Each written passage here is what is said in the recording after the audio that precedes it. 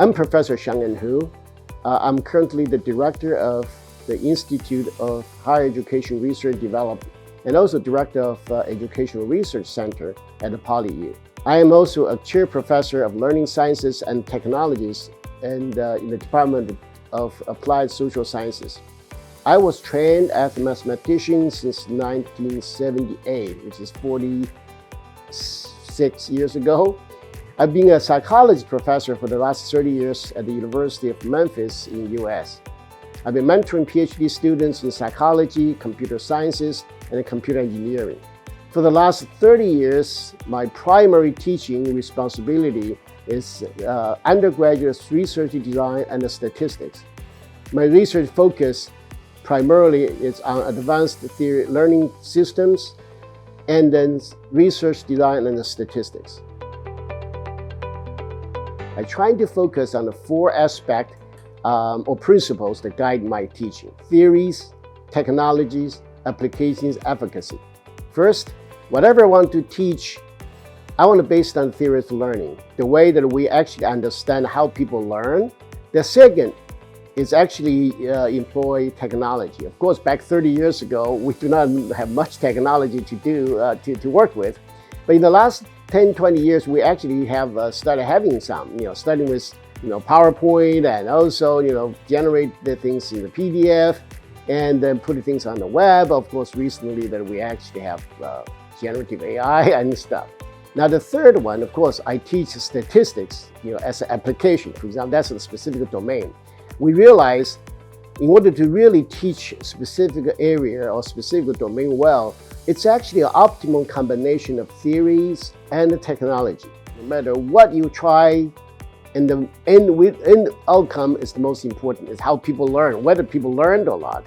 You probably have people very happy about going through the classes. They see a lot of gadgets, a lot of technologies, but at the end, how much they understand, whether they have deep understanding what you deliver, and that is very, very important. So combine those four things that actually need to be almost like optimal combination of those four things based on the theories of learning, use the appropriate enabling technology, find the strategically best application, and at the end, make sure your teach is very, very effective. That's the efficacy of teaching.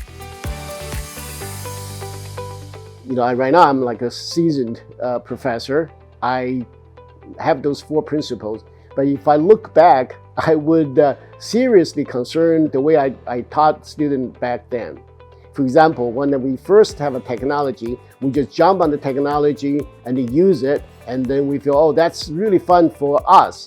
But that doesn't mean the student really like it, because every time when you use new technology, always buggy. You always have issues. Now, later when I actually know technology, and then it's a little bit the other way around. I kind of started to emphasize on technology, but do not necessarily focus on learning theories. And that also have backfired on me. So in other words, the student may not learn very well, and then I could not prevent myself of misusing some of the technologies. Although I find it very early on, and that's why actually I had those four components always in my mind. But that's something that I'm really concerned even right now, because we're all amazed about technology. We just want to make sure that we're not abusing it. The third one is once we know both, and then I think we need to start it really balancing, and then only that way we can be responsible for whatever we teach and also care about our students. The best way of teaching is actually tutoring.